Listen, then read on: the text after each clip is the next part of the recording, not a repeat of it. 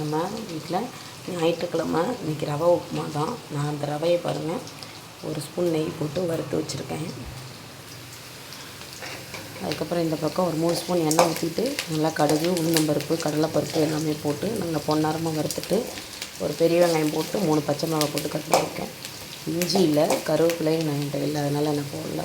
இப்போ நான் 1 கப்பு ரவை 3 கப்பு தண்ணி வச்சுக்கோங்க, நல்லாயிருக்கும். 3 கப் தண்ணி வச்சிங்கன்னா உங்களுக்கு எப்படியோ நீங்கள் பார்த்துக்கோங்க அளவு. நான் கொஞ்சம் நல்லா பொது இதாக இருந்தால் நல்லாயிருக்கும். தண்ணி நான் ஊற்றியாச்சு. இப்போ கொஞ்சமாக கல் உப்பு சேர்த்துக்கோங்க, உப்பு பார்த்து சேர்த்துக்கோங்க. அதுக்கப்புறம் நல்லா கொதித்த உடனே நீங்கள் மஞ்சத்தூள் போடணுன்னா போடலாம். நான் மஞ்சத்தூள் போடல, நல்லாயிருக்கும். ஒரு தக்காளி கூட இதில் போடலாம், சேர்க்கலாம், சூப்பராக இருக்கும். வெஜிடபிள் போட்டிங்கன்னா, காய்கறிலாம் போட்டிங்கன்னா அது நமக்கு கிச்சடி மாதிரி ஆயிடும். நான் உப்புமா மாதிரி தான் செய்ய போகிறேன். இதுக்கு நம்ம வேர்க்கடலை சட்னி அரைக்க போகிறோம். இப்போ தண்ணி நல்லா கொதித்து நானும் ரவை போட்டேன். பாருங்கள், ரவை நல்லா வெந்துருச்சு. நல்லா ரவை வேகணும். இந்த மாதிரி நல்லா வெந்ததுக்கப்புறம் தான் நீங்கள் நல்லா சிம்மில் வச்சிடணும். ஹை ஃப்ளேமில் வச்சுட்டு அதுக்கப்புறம் வெந்தோடனே சிம்மில் வச்சிட்டிங்கன்னா சூப்பராக நமக்கு ரவை உப்புமா ரெடி ஆகும். ஆனால் நல்லா இஞ்சினோடனே பொழுன்னு வரணும். சூப்பராக இருக்கும். இது சட்னி இல்லாட்டால் கூட பரவாயில்ல, ஒரு வடை இருந்தாலும் போதும், சக்கரை இருந்தாலும் சாப்பிடலாம், சீனி இருந்தாலும் சாப்பிடலாம், சூப்பராக இருக்குங்க. நான் இஞ்சினோடனே உங்கள்கிட்ட காட்டுறேன். இன்றைக்கி நம்ம வீட்டில் காலையில் டிஃபன் என்னென்னு பார்த்திங்கன்னா, சுட சுட ரவை உப்புமா, அதுக்கப்புறம் மெதுவடை, உளுந்த வடை, அதுக்கப்புறம் வேர்க்கடலை சட்னி. இன்றைக்கி நம்ம வீட்டில் இதாங்க காலையில் உணவு சாப்பாடு. இந்த ரெசிபி போடுறேன், பார்த்துட்டு கமெண்ட் பண்ணுங்கள் எப்படி இருக்குன்னு. ரவை உப்புமா சூப்பராக இருக்கும். அது வேர்க்கடலை சட்னிக்கும் வடை. இன்றைக்கி இதில் சட்னி பிடிக்காதவங்க ஜீனி போட்டு கூட சாப்பிட்லாம். எனக்கு உப்புமா பாருங்கள், நல்லா பொழுன்னு இருக்கும். இந்த வீடியோ பிடிச்சிருந்தால் லைக் பண்ணுங்கள், ஷேர் பண்ணுங்கள், மறக்காமல் சப்ஸ்கிரைப் பண்ணுங்கள், உங்கள் ஃப்ரெண்ட்ஸ்க்கெலாம் ஷேர் பண்ணிவிடுங்க. நன்றி, வணக்கம். இன்றைக்கி நம்ம நைட்டு ஒரு டின்னருக்கு சப்பாத்தி செஞ்சுக்கலாம். கொஞ்சம் சிக்கன் குழம்பு மதியானம் வச்சது இருக்குது. நான் அந்த வீடியோ எடுக்கலை. இன்றைக்கி ஏற்கனவே சிக்கன் குழம்பு ரெசிபி போட்டிருக்கிறேன். அதனால் இப்போ நான் 1 கப் மாவு எடுத்திருக்கேன். அதில் கொஞ்சம் சால்ட்டு போட்டிருக்கேன். பாருங்கள், கொஞ்சமாக நான் வெதுவெதுப்பான தண்ணி ஊற்றுறேன். பாருங்கள், கொஞ்சம் வெதுவெதுப்பான தண்ணி ஊற்றுனீங்கன்னா சூப்பராக இருக்கும். கொஞ்சம் சாஃப்ட்னஸ் கிடைக்கும். அதுக்கப்புறம் எண்ணெய் ஊற்றி பிசைஞ்சிக்கலாம்.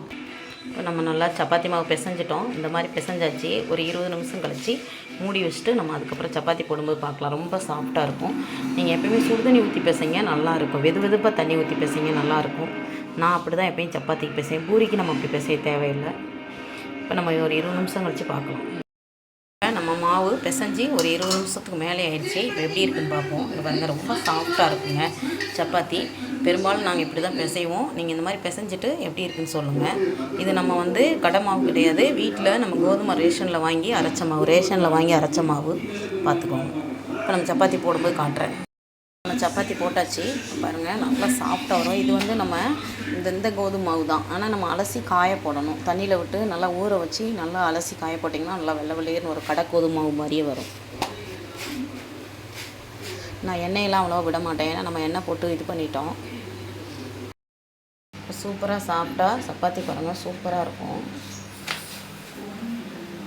எண்ணெய் நிறைய ஊற்றக்கூடாது நீங்கள் சப்பாத்தி சுடும்போது. ஆனால் ஊற்றிக்கோங்க, உங்கள் விருப்பம் தான். நான் தேய்க்க மாட்டேன், ஏன்னா நம்ம மாவு பிசையும் போதே எண்ணெய் ஊற்றி தானே இது பண்ணுறோம். அதனால் சரி போகும், நல்லாயிருக்கும். ரொம்ப சாஃப்டாக இருக்கும். நம்ம ஒரு ஆம்லேட் போட்டுக்கலாம், எம்டி ஆம்லேட்டு. நம்ம சப்பாத்தி இருக்குல்ல, சப்பாத்தி மேலே இப்படி போட்டு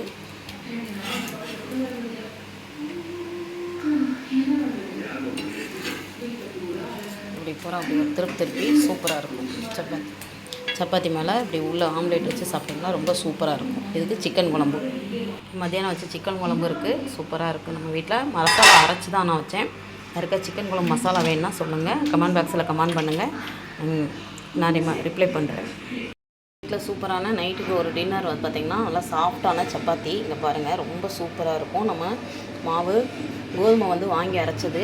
அதுக்கப்புறம் பார்த்திங்கன்னா நான் ஒரு சின்னதாக பார்த்திங்கன்னா உள்ளே ஒரு ஆம்லேட் போட்டு ஒரு சப்பாத்தி மாதிரி செஞ்சுருக்கேன். ஆம்லேட் போட்டு அதுக்குள்ளே சப்பாத்திக்குள்ளே வச்சுருக்கேன். இப்போ இந்த பக்கம் சிக்கன் குழம்பு ரெடி ஆயிடுச்சு. மத்தியானம் வச்சது தான், பெருசாலாம் ஒன்றும் இல்லை. இப்போ நம்ம சிக்கன் குழம்பு ஊற்றிக்கலாம்.